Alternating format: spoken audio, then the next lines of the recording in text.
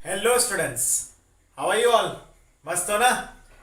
चलो तो फिर आज नया लेक्चर शुरू करते हैं। और अगर हम लोग बात करें प्रीवियस लेक्चर की, तो प्रीवियस लेक्चर के अंदर हम लोग ने शेप्स ऑफ ऑर्बिटल को खत्म किया था। आज के इस लेक्चर में हम लोग को एक नए टॉपिक से शुरुआत करना है और आज हम लोग एनर्जी ऑफ ऑर्बिटल को खत्म करेंगे। ठीक है, पे अटेंशन हियर। आज का हमारा टॉपिक है that is energy of orbital. Yes, कि भाई ऑर्बिटल की कौन से ऑर्बिटल की एनर्जी ज्यादा, कौन से ऑर्बिटल की एनर्जी कम, और हम लोग कैसे जाने कि कौन से ऑर्बिटल की कितनी हाई या लो एनर्जी है। तो आज के इस वीडियो लेक्चर के अंदर मैं आपको उस टॉपिक के बारे में पढ़ाने वाला हूं। तो जरा सब लोग ध्यान से देखना, काफी अच्छा टॉपिक है, थोड़ा सा लॉजिक भी है, तो अटेंटिव रहना। देखो, एनर्जी ऑफ ऑर्बिटल की हम जब बात करते हैं, ठीक है, एनर्जी ऑफ ऑर्बिटल, तो एटम जो रहते हैं वो दो प्रकार के एटम हम ले सकते हैं। एक प्रकार का एटम वो होता है जिसको हम बोलते हैं सिंगल इलेक्ट्रॉन एटम। ठीक है, सिंगल इलेक्ट्रॉन एटम यानी कि ऐसा एटम या फिर आयन जिसके पास एक ही इलेक्ट्रॉन हो। फॉर एन एग्जाम्पल, हाइड्रोजन है, या फिर हीलियम प्लस है, या फिर लिथियम +2 यानी कि प्लस प्लस है। ये कुछ एग्जाम्पल है ऐसे आयन्स के एन एटम के जिनके पास सिर्फ एक ही इलेक्ट्रॉन हो, यानी कि सिंगल इलेक्ट्रॉन स्पीशीज का।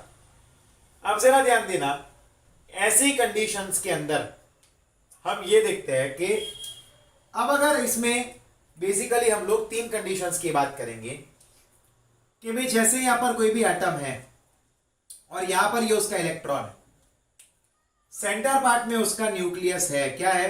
तो उसका न्यूक्लियस है। अब अगर आप इस इलेक्ट्रॉन को एनर्जी दोगे तो वो एक्साइट होगा, यानी कि ये एनर्जी लेवल E1 है तो ये आ जाएगा एनर्जी लेवल E2 पे जंप करके। समझे? यानी कि इलेक्ट्रॉन क्या हुआ? एक्साइट हुआ। तो जब भी आप कोई भी इलेक्ट्रॉन को एनर्जी प्रोवाइड करते हो तो वो लोअर एनर्जी लेवल से हायर एनर्जी लेवल पे आता है। ठीक है, भले थोड़े टाइम के लिए आएगा, भले वो एनर्जी को लूज करके वापस नीचे आएगा, बट वो ऊपर तो आएगा ही, यानी कि हायर एनर्जी लेवल में आएगा ही। तो यहां पर क्या होगा? E1 is great less than E2 आएगा, यानी कि E2 का जो एनर्जी है वो हाई रहेगा। और जब ये यहां पर होता है, इस कंडीशन में इसको बोलते हैं ग्राउंड स्टेट। और जब भी वो थोड़ा सा हाई स्टेट में आता है तो उसको बोलते हैं दैट इज एक्साइटेड स्टेट। क्या बोलते हैं? Excited state. शांति समझना, आज के इस लेक्चर में मुझे यही टॉपिक कंप्लीट करवाना है। ठीक है, फिर अगर मान लो कि भाई कंडीशन नंबर 2 ली है मैंने और यहां पर मैंने ऐसा किया है कि ध्यान से देखना, ये यहां पर 2s ऑर्बिटल है और ये यहां पर इस तरह से 2p ऑर्बिटल होगा। याद आया आपको? हम U करके UV बनाते हैं ना, तो ये यहां पर 2p ऑर्बिटल है। अब जरा ध्यान देना कि 2s एंड 2p ऑर्बिटल जो है उन दोनों का यहां पर क्या होगा? एनर्जी सेम रहेगा। 2s का एंड 2p का यहां पर एनर्जी सेम रहेगा। ठीक है, क्लियर हो रहा? मतलब यहां पर एक बात क्लियर है कि ऑर्बिटल अगर सेम प्रिंसिपल क्वांटम नंबर में है तो सेम प्रिंसिपल क्वांटम नंबर वाले ऑर्बिटल्स का एनर्जी सेम रहेगा। समझे? लाइक यहां पर ध्यान देना, मैं यही बात समझाने की कोशिश कर रहा हूं कि भाई 2s का एंड 2p का जो एनर्जी है वो सेम ही रहेगा। कैसे? तो जरा ध्यान से देखना। देखो, पहली बात कि भाई डिपेंडिंग अपॉन द, अब ये जो एनर्जी है ऑर्बिटल का वो किस पे डिपेंड है? Depending upon the principal quantum number. किस पे डिपेंड है? प्रिंसिपल क्वांटम नंबर, उस पे डिपेंड है। ये किस पे डिपेंड है? Depending upon principal quantum number. यानी कि जो भी ऑर्बिटल का प्रिंसिपल क्वांटम नंबर जितना हाई होगा उसका एनर्जी भी उतना हाई होगा। जिसका भी प्रिंसिपल क्वांटम नंबर हाई होगा उसका एनर्जी भी हाई रहेगा। ठीक है, लाइक मान लो कि भी हमारे पास है थर्ड कंडीशन कि भाई 3s ऑर्बिटल हो सकता है, 3p हो सकता है, 3d हो सकता है। तो यहां पर ये तीन ऑर्बिटल्स जो है, इन तीन ऑर्बिटल में n यानी कि प्रिंसिपल क्वांटम नंबर की वैल्यू सेम है और वो है 3। यानी कि ऐसी कंडीशन में इनमें क्या होगा, इनको हम लोग डीजेनरेट्स बोलते हैं, ये एक दूसरे के डीजेनरेट्स है, ठीक है। और ये जो डीजेनरेट्स होते हैं तो इनके क्या होंगे, ऑर्बिटल्स विथ सेम एनर्जी। इनकी एनर्जी क्या रहेगी, दैट विल बी सेम। इनकी एनर्जी क्या रहेगी, दैट विल बी सेम। अब देखो फिर फॉर्मेट क्या बनेगा यहां पर, कि भाई धीरे धीरे लोअर एनर्जी से लेकर हमें हायर एनर्जी के लिए जाना है। तो जरा ध्यान से देखना कि भाई उसका फॉर्मेट ये है कि 1s का एनर्जी सबसे कम रहता है, उससे ज्यादा 2s का, लेकिन 2s का एंड 2p का सेम होगा क्योंकि दोनों का प्रिंसिपल क्वांटम नंबर सेम बन रहा है। उससे ज्यादा 3s का, बट 3s का इक्वल टू 3p का इक्वल टू 3d का होगा। उससे ज्यादा किसका होगा, तो 4s का होगा एंड सो ऑन। यानी कि यहां पर आपको एक बात ध्यान रखना है कि भाई जिसका भी प्रिंसिपल क्वांटम नंबर ज्यादा होगा, किनके लिए, सिंगल इलेक्ट्रॉन एटम के लिए या फिर सिंगल इलेक्ट्रॉन आयन के लिए, जिनमें भी प्रिंसिपल क्वांटम नंबर हाई होगा उस ऑर्बिटल का एनर्जी भी हाई रहेगा। क्लियर है? यस। तो ध्यान देना यहां पर कि अगर हमारे पास सिंगल इलेक्ट्रॉन एटम है या फिर आयन है, तो यहां पर जरा ध्यान से देखना, मैं कुछ चीज बना रहा हूं। यहां पर आप जैसे जैसे ऊपर जाओगे एनर्जी क्या होगा, बढ़ेगा। एनर्जी क्या होगा, इंक्रीज होगा। एनर्जी क्या हो रहा है, इधर इंक्रीज हो रहा है। तो पहले लोअर एनर्जी लेवल यानी कि यहां पर आएगा 1s, उससे ज्यादा एनर्जी 2s का, लेकिन 2s का एंड 2p का एनर्जी सेम रहेगा। उससे ज्यादा 3s का, बट 3s का, 3p का एंड 3d का 1 2 3 4 5, उसके 3 5 रहते हैं ना। क्लियर है कि नहीं है? उनकी एनर्जी क्या रहती है, सेम रहती है। 3s 3p एंड 3d की एनर्जी सेम रहेगी। समझे कि नहीं? यहां पर आप देखोगे तो देखो ये सेम लेवल में है, 3s 3p 3d same level में है। क्यों? क्योंकि उसका n क्या वैल्यू जो है वो सेम है, तो एनर्जी भी सेम रहेगा। वैसे ही 2s एंड 2p का एनर्जी भी सेम है एंड 1s तो खुद एक ही है। तो ये है सिंगल इलेक्ट्रॉन एटम के लिए। ये कब के लिए है कि जब भी हमारे पास एक ही इलेक्ट्रॉन हो एटम में, ठीक है, या फिर आयन में, जब एक ही इलेक्ट्रॉन हो, ऐसी कंडीशन के लिए ये चीज फॉलो होगा। ठीक है, यानी कि आपको ध्यान देना है कि भाई किसके पास एनर्जी ज्यादा है। जिसके पास एनर्जी ज्यादा होगा उनके पास होगा जिसका ऑर्बिटल जो है उसका एन वैल्यू हाई है। जिसका एन वैल्यू हाई उसमें एनर्जी भी हाई रहेगा। पर यह है सिंगल इलेक्ट्रॉन एटम के लिए या फिर सिंगल इलेक्ट्रॉन आयन के लिए। अब हम लोग नेक्स्ट एग्जांपल लेंगे, वो है मल्टीपल के लिए, यानी कि एक से ज्यादा इलेक्ट्रॉन्स हुए तो उनके लिए क्या, मल्टीपल इलेक्ट्रॉन या इलेक्ट्रॉन वाले एटम या आयन के लिए चेक करते हैं। अभी हम चेक करेंगे, बट आप जरा एक बार इसको 1 मिनट का मैं टाइम दे रहा हूं, आप रीड कर लो, समझ लो, फिर मैं इसको रब करूंगा, साथ में स्क्रीनशॉट भी ले लो। ठीक है, 1 मिनट का टाइम दे रहा हूं रीड करने के लिए एंड एक बार समझ लो, फिर हम आगे बढ़ेंगे।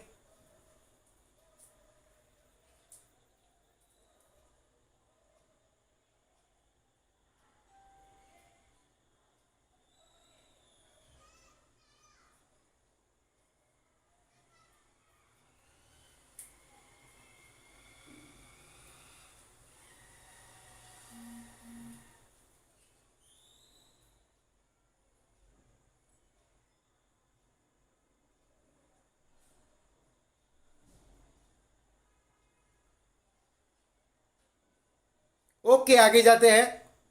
चलो आगे बढ़ते हैं, अब हम लोग नेक्स्ट जाते हैं।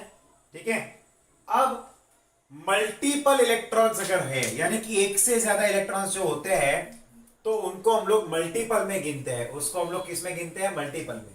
ठीक है, तो उसके लिए थोड़ा सा रूल अलग रहता है, थोड़ा सा फंडा अलग रहता है। तो जरा ध्यान देना, the rule is little bit different, the funda is little bit different, so pay attention here now. Multiple electrons आते हैं, अगर मल्टीपल इलेक्ट्रॉन है तो ठीक है। अब आप देखो, मैं थोड़ा सा टॉपिक पर टॉपिक, एक एक टॉपिक का एक वीडियो बना रहा हूं, पर डिटेल में पढ़ा रहा हूं, साथ में नोट्स भी लिखवा रहा हूं। तो सिलेबस अपना भले स्लो होगा बट परफेक्ट होगा, जेई नीट लेवल के साथ में पढ़ा रहा हूं, इसलिए मुझे ऑब्वियस है कि थोड़ा टाइम लगेगा। ठीक है, चलो मल्टीपल इलेक्ट्रॉन्स हुए तो क्या आएगा, मल्टीपल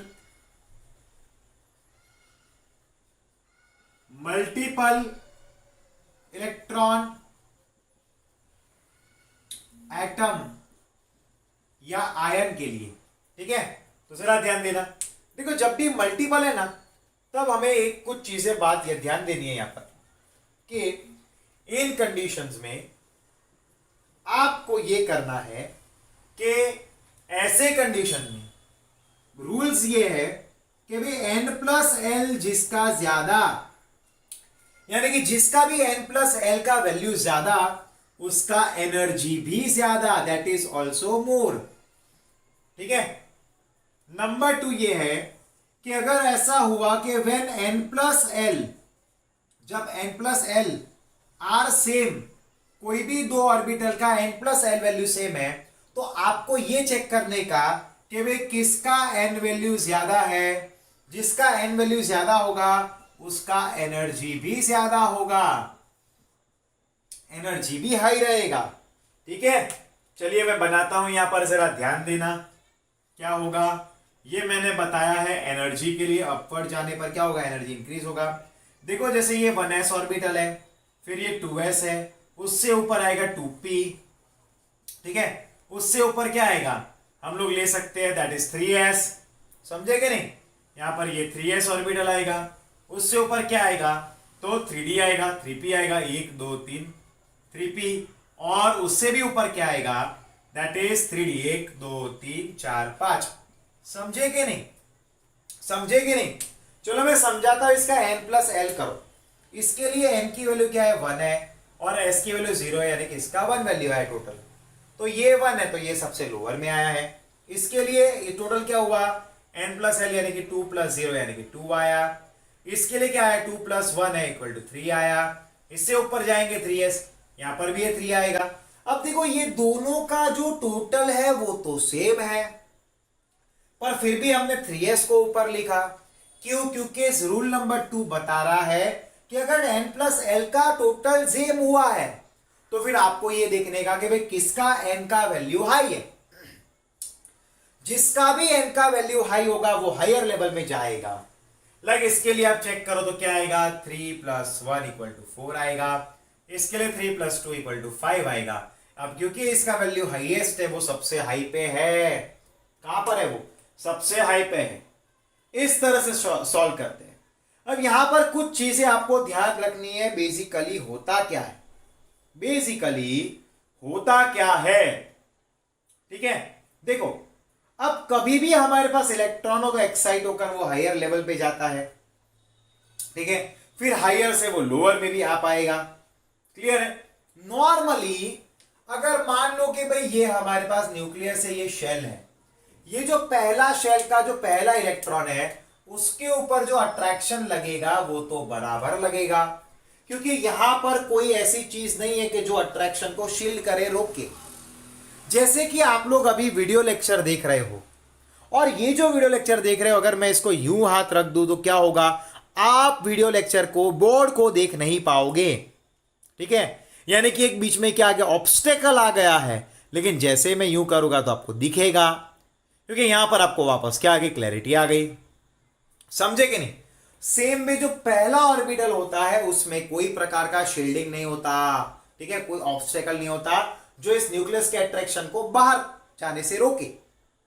फिर हम नेक्स्ट लेते हैं, लाइक मान लो कि भाई 3 इलेक्ट्रॉन वाला एटम है, ये न्यूक्लियस है, ये पहला शेल है, ये दूसरा शेल है। तो जरा ध्यान से देखना, पहले शेल में कितने इलेक्ट्रॉन है, 2 इलेक्ट्रॉन है, 1 इलेक्ट्रॉन एंड 2 इलेक्ट्रॉन। यहां पर 1 इलेक्ट्रॉन है। अब ये 2 इलेक्ट्रॉन्स थोड़ा थोड़ा उसको रोकने की कोशिश करेंगे, अट्रैक्शन को, ठीक है। ये क्या करेंगे, थोड़ा थोड़ा रोकने की कोशिश करेंगे। लेकिन ये कौन सा ऑर्बिटल है, ये 2s है, बहुत बढ़िया तरीके से रोक पाएगा। 2s स्फेरिकल होता है, पूरा गोल होगा, तो वो अट्रैक्शन को बाहर उतना जाने ही नहीं देगा। लेकिन अगर मान लो कि भाई ऐसा हुआ, ये 2s के साथ, जरा ध्यान से देखना, और भी ऑर्बिटल का डायग्राम मैं बनाता हूं। लाइक ये न्यूक्लियस है, ये पहला शेल है, ये दूसरा शेल है। तो जरा ध्यान से देखना, यहां पर हमारे पास जो इलेक्ट्रॉन है, ठीक है, ये जो इलेक्ट्रॉन है अब यहां पर ऑब्वियस है कि भाई 2s ऑर्बिटल तो काम करेगा ही करेगा, बट यहां पर हमारे पास 2s ऑर्बिटल भी होगा एंड 2p भी होगा। और 2p का शेप कैसा होता है? तो 2p का शेप होता है डम्बल्ड। क्या शेप होगा? डम्बल्ड शेप होगा, यूं, समझेंगे नहीं? डम्बल शेप होगा। पर ये डम्बल शेप जो रहेगा, जरा ध्यान से देखना, यहां पर ये तो 2s ऑर्बिटल होगा, यहां पर ये जो है वो 2p ऑर्बिटल है, अंदर वाला जो गोला है वो तो 1s ऑर्बिटल है। अब यहां पर 2s ऑर्बिटल जो है वो अच्छी तरह से क्या कर पाएगा? वो अच्छी तरह से शील्डिंग कर पाएगा। कोई भी इलेक्ट्रॉन जंप करके मान लो इधर आए तो वो एक्साइटेड हो जाएगा। क्या हो जाएगा? एक्साइटेड हो गया। अब देखो बेसिकली शील्डिंग होता क्या है, मैं लिखता हूं यहां पर।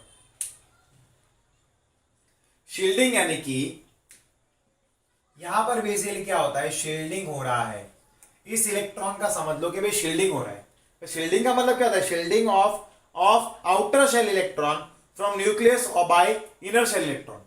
Shielding of outer shell electron from nucleus by inner shell electron. अब देखो,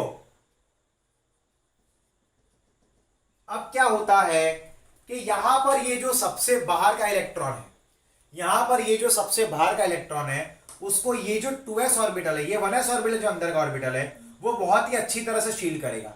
लेकिन 2s उतना नहीं कर पाएगा क्योंकि वो फैला हुआ है। 2s उतना अच्छी तरह से शील्डिंग नहीं करेगा जितना कि, अरे 2p सॉरी, जितना कि ये और वाला ऑर्बिटल कर रहा है। ठीक है, 2p उतना नहीं कर पाएगा क्योंकि वो यू फैला हुआ है, और ये तो इस तरह से पूरा वो ऑर्बिटल है, वो अच्छी तरह से शील्डिंग करेगा। ठीक है कि नहीं? अब एक बात हमेशा याद रखना कि तो एस ऑर्बिटल जो रहते हैं वो स्ट्रॉन्ग शील्डिंग करते हैं।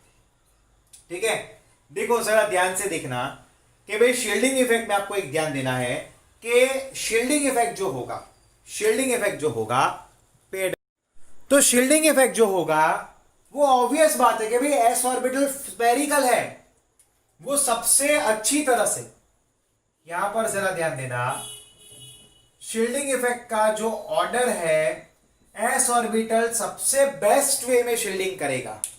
एस ऑर्बिटल जो है वो सबसे बेस्ट वे में शील्ड करेगा, क्योंकि क्योंकि उसका पूरा ऑर्बिटल स्पेरिकल शेप का है, उसका शेप उसको सपोर्ट कर रहा है। उससे कम शील्डिंग कर सकता है पी, क्योंकि उसमें थोड़ा सा फैला हुआ है, डी में तो और ज्यादा फैला हुआ है, एंड एफ ऑर्बिटल जो रहता है उसमें सबसे ज्यादा ऑर्बिटल वो फैला हुआ रहता है, इसलिए उसमें पुअर शील्डिंग होगा। कैसा रहेगा? उनके इलेक्ट्रॉन्स का पुअर शील्डिंग होगा, और ऐसी कंडीशन में अट्रैक्शन बाहर तक पहुंच पाएगा। एफ ऑर्बिटल जिसमें भी आउटर मोस्ट ऑर्बिट से अंदर ऑर्बिटल अगर एफ ऑर्बिटल हुआ तो उसमें उतना शील्डिंग नहीं हो पाएगा और अट्रैक्शन इलेक्ट्रॉन का पहुंच पाएगा। ठीक है, उसमें बहुत ही जोरदार शील्डिंग हो पाएगा, और that is because of that electron आसानी से क्या होगा? रिलीज नहीं हो पाएगा। अब एस ऑर्बिटल के इलेक्ट्रॉन्स जो है, एस ऑर्बिटल क्या करेगा? यहां पर ये जो एस ऑर्बिटल है वो इलेक्ट्रॉन को पकड़ के रखेगा, अंदर के इलेक्ट्रॉन का अट्रैक्शन नहीं पहुंच पाएगा बाहर। अब अंदर के इलेक्ट्रॉन्स अट्रैक्शन को पकड़ के रख रहे हैं तो बाहर के इलेक्ट्रॉन तक न्यूक्लियस का अट्रैक्शन पहुंचेगा नहीं, तो ये वाले इलेक्ट्रॉन थोड़ी सी एनर्जी को लेकर सीधा बाहर, समझेगा नहीं, सीधा कोई और एटम में चले जाएंगे। क्लियर हो आपको? क्लियर हुआ कि नहीं? बेसिकली यहां पर वही चीज होती है, यस यही चीज होती है। अब देखो जैसे खास करके आपको क्वेश्चन पूछे जाते हैं कि भाई मेरे पास 1s ऑर्बिटल है एंड मेरे पास 2s ऑर्बिटल है, तो दोनों में से ज्यादा एनर्जी किसकी? तो आप खुद से देखो, n+l इसका 1 है, इसका 2 है, तो इसका एनर्जी ज्यादा होगा। ठीक है कि नहीं? क्योंकि n+l गिने तो इसका 1 होगा, इसका 2 होगा, ऑब्वियस है इसका शील्डिंग इसका एनर्जी हाई रहेगा। फिर एक और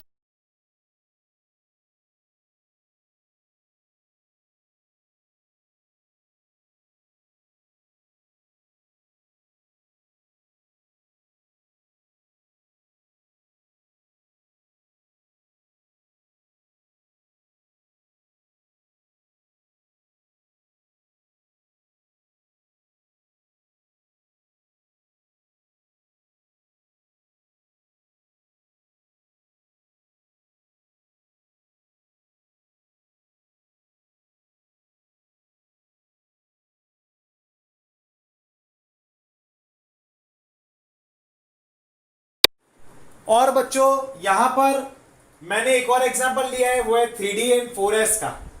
अब आप इसका टोटल करो n+l, इसके लिए 5 आएगा, उसके लिए 4 आएगा, ऑब्वियस है इसका एनर्जी लेवल हाई रहेगा। एक और लास्ट एग्जांपल लेते हैं और वो है 4p एंड 5s। अब यहां पर दोनों का टोटल तो सेम है, बट इसका n वैल्यू ज्यादा है तो ऑब्वियस है इसका एनर्जी भी क्या होगा, हाई रहेगा। इसका n का वैल्यू हाई है और यहां पर भले टोटल सेम है तो इसका एनर्जी भी क्या रहेगा, हाई रहेगा।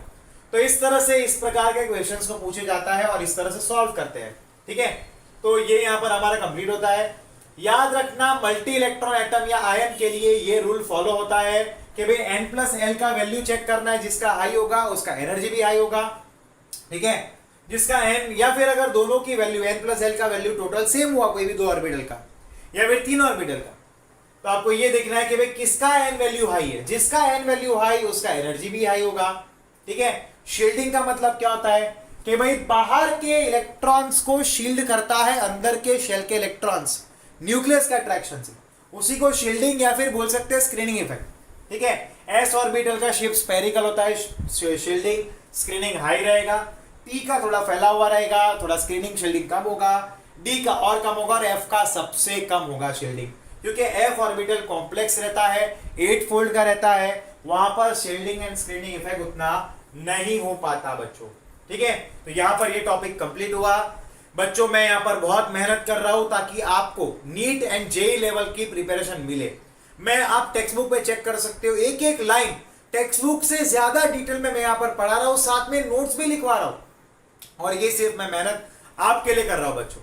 I am preparing this for you. इतना डिटेल में केमिस्ट्री आपको कोई नहीं पढ़ाएगा, तो इसकी नोट्स बनाइए और खूब मन लगा के पढ़िए। हमें बहुत सारी चीजें लाइफ में अचीव करनी है और कुछ अचीव करने के लिए मेहनत भी बहुत करनी पड़ेगी। मिलते हैं नेक्स्ट लेक्चर में। टिल देन बच्चों, good bye, take care and stay connected to me. मिलते हैं बच्चों, bye. And take the screenshot, write the notes, don't miss to write the notes, okay, because this will definitely help you anytime, and even if you read and even if you study after 2 months also, when you will read the notes it will be very easy for you to understand the topic. Okay students, goodbye and take care.